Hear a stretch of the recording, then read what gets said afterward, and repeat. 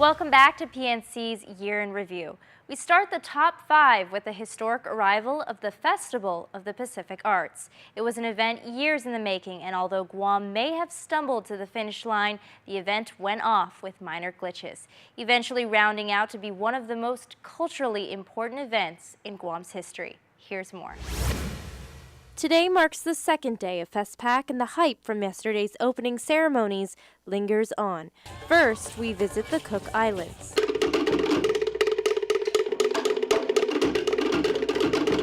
These are what we call our parties. There's a bongo down there called a bomongo, and the big bass drum there, which is called the po. These are the instruments that we use when we do our performances.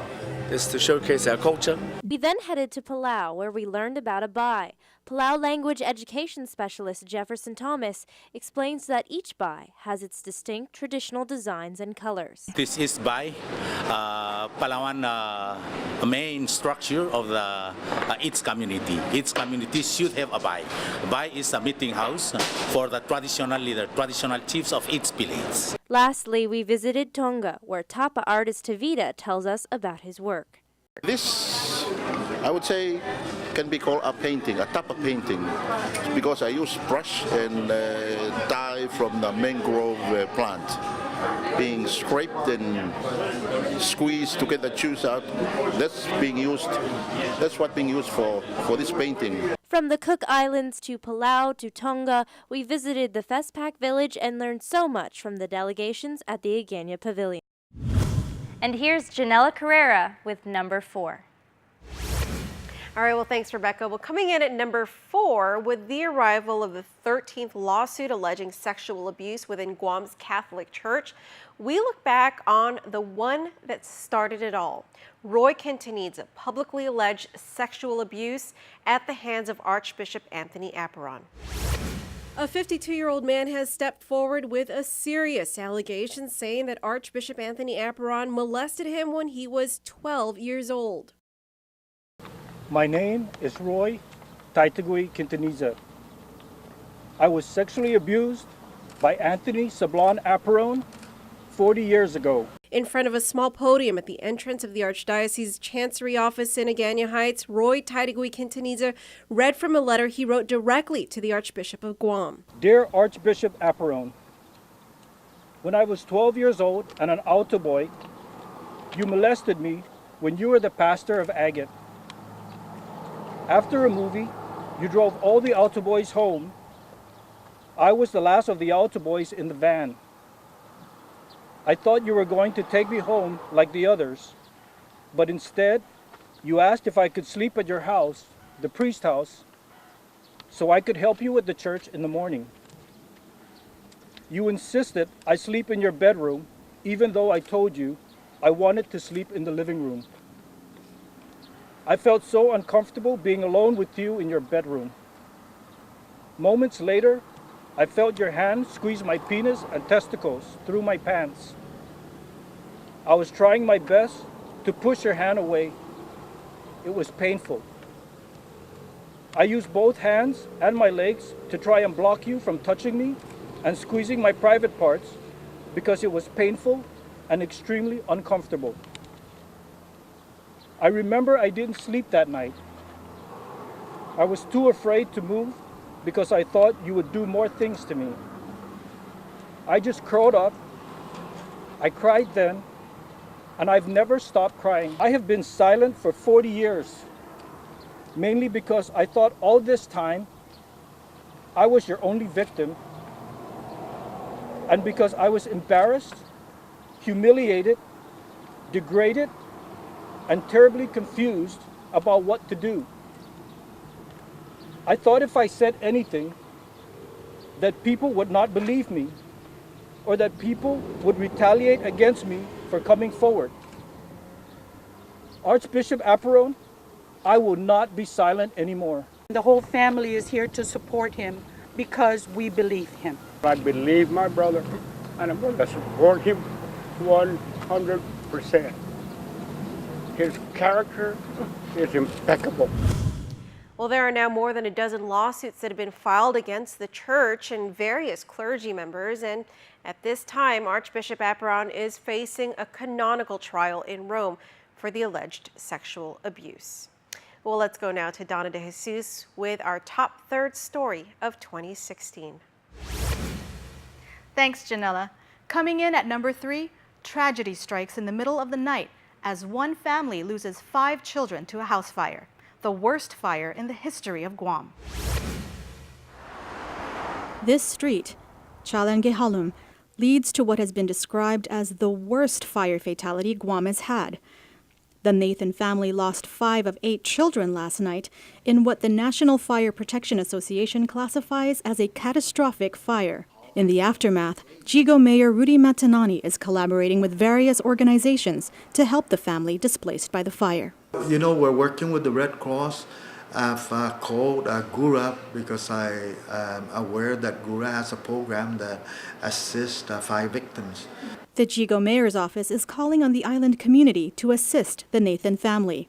In-kind and monetary donations are being accepted, and Mayor Matanani has made himself and his office available to those who want to find out how they can help. In times of tragedy and loss, the community is called to serve as a beacon of strength to help the Nathan family get back on their feet. And that's a look at number 3. We'll go now to Rebecca to take you to the next story that came close to being the top story of the year. Thanks, Donna. You know, sometimes the difference between 1 and 2 can be so small, it's hard to differentiate the impact certain events have on a community. Coming in at number 2, which could arguably be number 1, is the saga of ousted Superintendent John Fernandez. Fernandez's contract was terminated after an investigation into allegations of sexual harassment. The investigation, however, soon revealed far more than anyone ever expected. In an unprecedented move, the Guam Education Board late last night and after nearly 10 hours of deliberations, voted to terminate Superintendent John Fernandez's contract. It's been known that GDOE Superintendent John Fernandez is well loved in the education community. So when news broke that the Guam Education Board voted to terminate his contract, the community was shocked. Last night we spent long hours revisiting again the content on the report, clarifying other issues that may not have been thought of in our previous executive session. According to San Nicolas, the whole report focused on potential Title IX violations. Title IX governs gender discrimination and sexual harassment in the workplace. The investigation was opened as a result of a complaint filed by an 18-year-old JP Torres student who says Fernandez sent her a sexually suggestive text message in August of last year. According to San Nicolas, the next steps for the board include waiting for the legal counsel to prepare the bill of particulars, which will identify what standards were used to base their decision. And now for our top story of 2016. Can you remember? Here's Janella Carrera to make that announcement. All right, thank you, Rebecca. Well, here we are down to the number 1 story of the year. The arrival of Giuseppe Gennarini to Guam was shocking, to say the very least. Not because it was a surprise to Guam residents to see the head of the neo-catechumenal way on Guam, but because of the confrontational resistance to his arrival. The reaction of local Catholics to Gennarini had a far reach and was even talked about all over the world. Here's more. It was a riotous scene of angry mobsters made up of mostly Catholic Manumku last night. At first, just a few dozen showed up with signs. But as soon as Giuseppe Gennarini and his followers walked out the double doors, it turned into violent screams.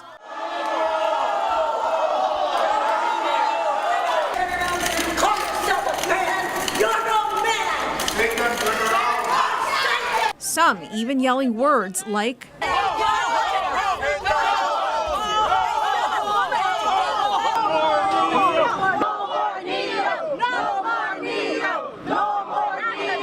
but not a word from the rattled and unwelcomed visitors. Gennarini, who's responsible for spreading the neo-catechumenal way in the United States and now in Guam, is being blamed for causing the division within the Catholic Church on Guam. Many Catholics accuse him of manipulating Archbishop Anthony Apron into giving away the disputed Redemptorist Mater Seminary to the Italian Generinis for the purpose of perpetuating their teachings that go against the traditions of the local church. I think that Chamorros are very welcoming people, but I think we're also tired of being walked all over and being abused by this archbishop in this diocese. Might say that it was a little abrasive, lots of yelling and screaming at the Generinis when they arrived. What would your response be to that? I think that we have been very patient. This has been 3 years in the making. And if we have to stand up and make sure that the people that are running our church understand that we are serious about our concerns and that we're willing to do that.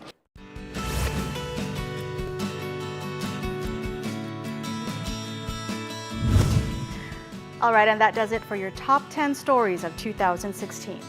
But we can't leave without mentioning some of those who left us in 2016. In memoriam, he passed away earlier in the year. Senator Tony Blas, who died of health complications. He served as a senator and most recently as the director of the Department of Administration. He is survived by his 4 children. He was 57 years old. Also among those who passed away this year is former Lieutenant Governor Frank Blas at the age of 75. Blas served alongside Governor Joseph Atta in the 1990s. He is the father of incumbent Senator Frank Blas Jr. Another public official who left us this year is former Senator Gordon Mayu. He passed away just last month at the age of 96. He served in the legislature from 1988 to 1992. He's not a public official, but his death did come as a shock to the community. Eric Bell was struck by a vehicle while he was walking his bicycle across a crosswalk in Dedido. He died about a week later from injuries he sustained. The man accused of striking Bell allegedly ran a red light. And we'll be right back after this quick break.